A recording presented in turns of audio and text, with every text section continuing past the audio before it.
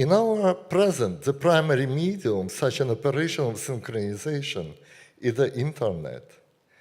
Indeed, when we ask ourselves what does happen in the world right now, we mostly turn to the internet. But on the other hand, one can see the growth of the museums of contemporary art all over the world, and one registers the fact that the public of the big exhibitions of contemporary art, such as Venice Biennial or Documenta in Kassel, is also permanently growing. And I must say also, especially if you, I myself do, live in New York, you see that also the number of the artists is permanently growing. Yeah. The number of the artists, contemporary artists, are now much bigger than any time in human history, I believe. And I think in Berlin it's the same development, actually. Why is it so? If one asks the people who are not professionally involved into art and the art world, what they are going to these big global exhibitions, and there are hundreds of thousands of people going to them, they answer mostly, we want to see what happens in the contemporary world. So it's again this kind of attempt to reconnect with, let's say, objective time, of historical time.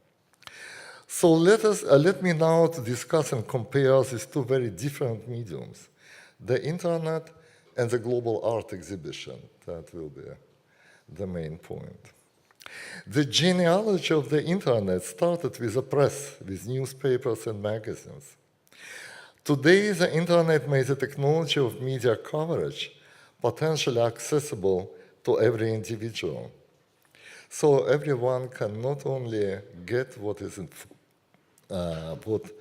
kind of information is circulating on the internet, but also present himself or herself to the world through the same medium of the internet.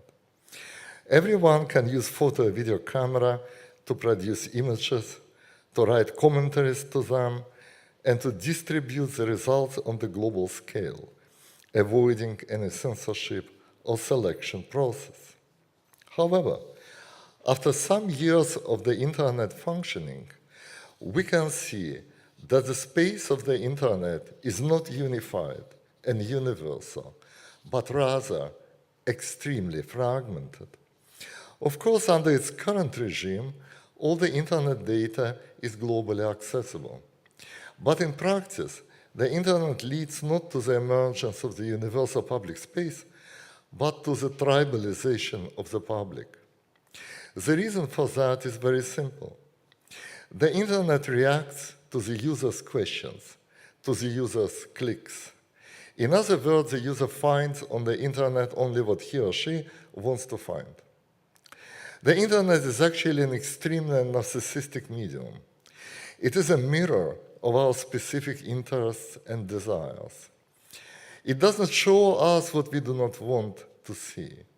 In the context of the social media, we also communicate mostly with the people who share our interest and attitude, be it political, aesthetic, or other attitudes. Thus, the non-selective character of the internet is an illusion.